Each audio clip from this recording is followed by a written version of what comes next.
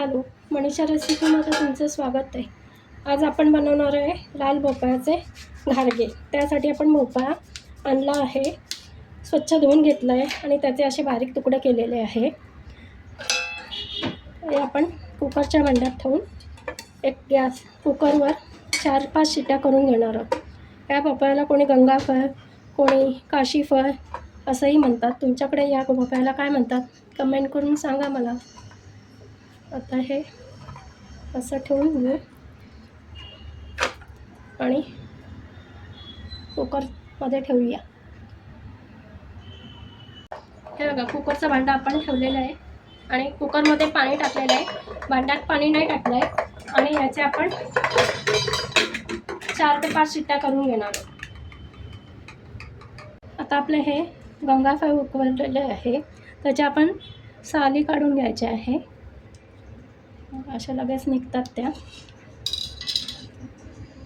या प्रकारे सगळ्या साली काढून घेणार आहोत आपण. छान शिजल्यामुळे पटकन निघतात त्या.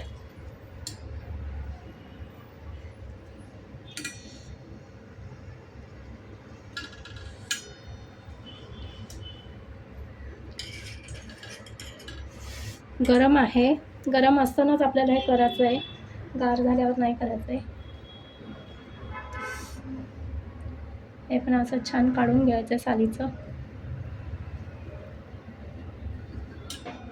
आणि फोकने असे सोडून द्यायचे.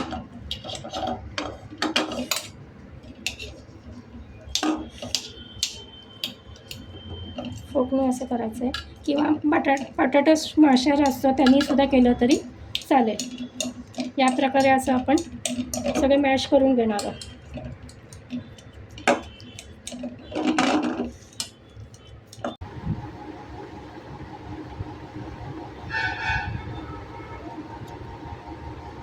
आपण असं छान मॅश करून घेतलेलं आहे लाल भोपळा. आता अर्धा किलो लाल भोपळा आहे आपला, तर आपण साधारण 200 ग्राम गूळ घालणार आहे. गूळ मी किसून घेतलेला आहे. किसून घेतल्या असल्यामुळे ते पटकन लवकर मिक्स होतो आणि भोपळा गरम असतानाच आपल्याला हे मिक्स करायचं आहे. त्यामुळे गुळामुळे थोडंसं पाणी सुटेल. व्यवस्थित एकजीव मिक्स करून घ्यायचं आहे. गरम असल्यामुळे लगेच गुळाला पाणी सुटतंय.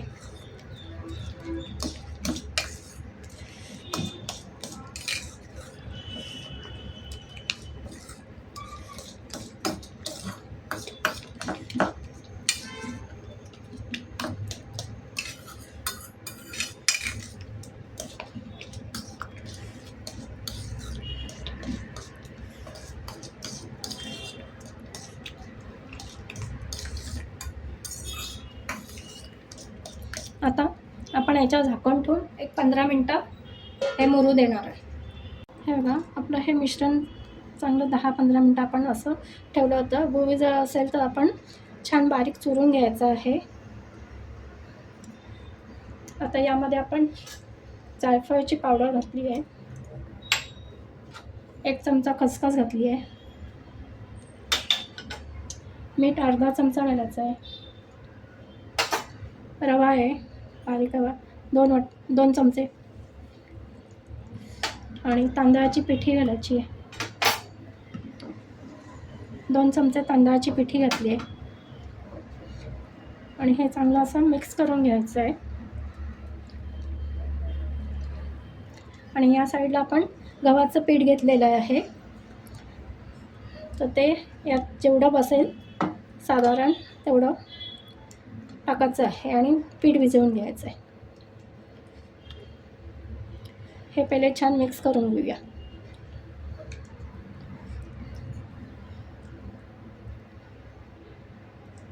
आता गव्हाचं पीठ आपण जेवढं लागेल तेवढं मी सांगेल तुम्हाला किती पीठ मला लागलं आहे.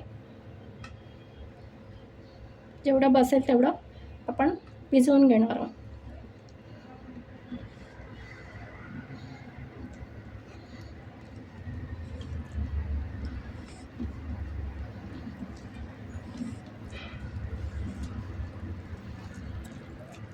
ह्या घाऱ्या किंवा कोणी घारगे म्हणतं, कोणी घाऱ्या म्हणतो, तुमच्याकडे काय म्हणतात मला सांगा. हे आपण 2-3 दिवससुद्धा आपण राहू शकतात, मुलांना डब्याला देऊ शकतो, प्रवासात नेण्यासाठी छान आहे, खराब नाही होत लवकर. आता या प्रकारे आपण जितकं बसेल तितकं पीठ भिजवून घेऊ.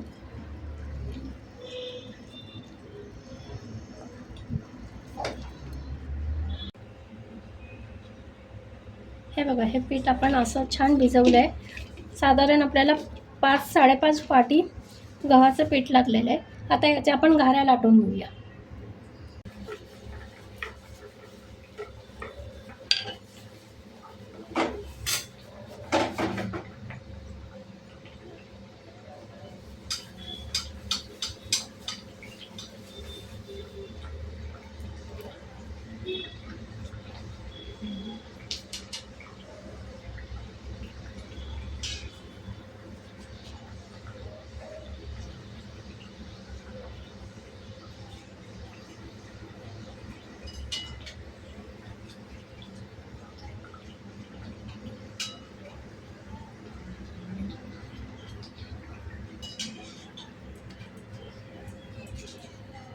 असे आपण तळून घेणार आहोत. गॅस मंद याच्यावर करायचा आहे, नाही तर गुळ असल्यामुळे घाऱ्या लवकर लाल होण्याची शक्यता असते. या प्रकारे आपण तळणार आहोत.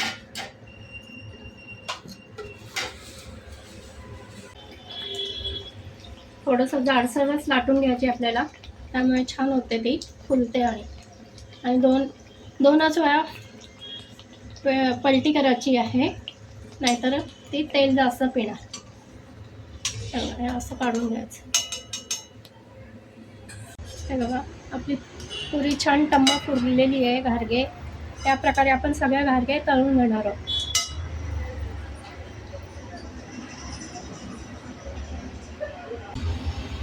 हे बघा, आपली पुरी बघा किती छान फुलते, टम्म फुगलेली आहे. अशा आपण सगळ्या पुऱ्या करून घेणार आहोत. आपल्या लाल भोपळ्याचे घारगे रेडी आहे. तुम्ही अशी रेसिपी नक्की करून बघा. रेसिपी आवडल्यास लाईक, शेअर आणि सबस्क्राईब करा. धन्यवाद.